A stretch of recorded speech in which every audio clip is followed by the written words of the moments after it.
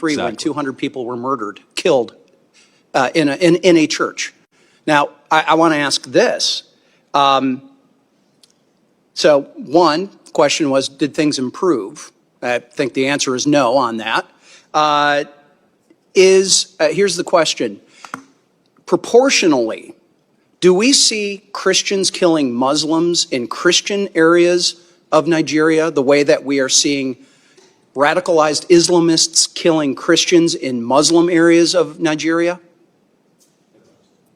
What I can tell you, Representative Huizenga, is that Christians are disproportionately targeted based on their population. Exactly. And by the way, for those that you can't pick up with the microphones, there's audible yeses behind you. Again, the people that are watching who are nodding their heads. Why? Because they have lived this. Their families have lived this. I went to school with kids from Nigeria.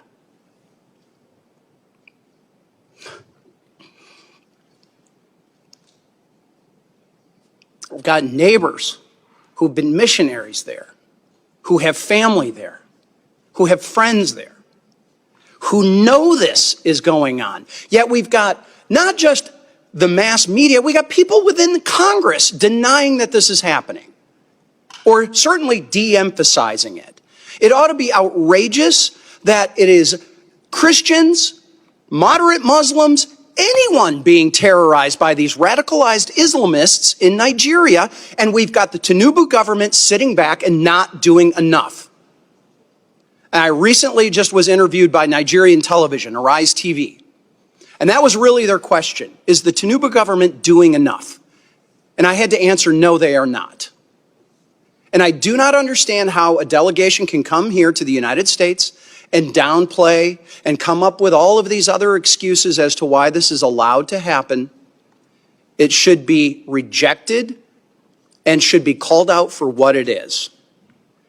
And I've got a couple of other questions that my time has expired that I'm going to have to go and ask for them in written responses. But one of them I need to highlight is in Benue State, there's 1.4 million people who are considered internally displaced.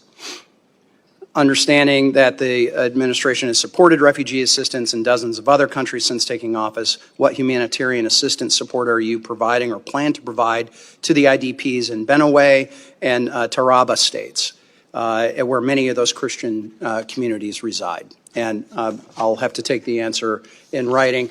And Mr. Chairman, with your indulgence, just to show the breadth of this, I want to submit for the record remarks from the chairman of the Financial Services Committee, French Hill from Arkansas, who also serves on the House Permanent Select Committee on Intelligence, the Intel Committee.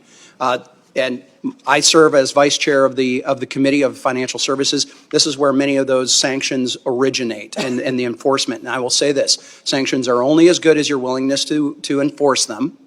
And as the chairman has pointed out, there are ways to get out of those sanctions. And that's through correct your behavior. So with that, Mr. Chairman, I'd like to submit the letter. Thank you. And with that, I yield back. Chair.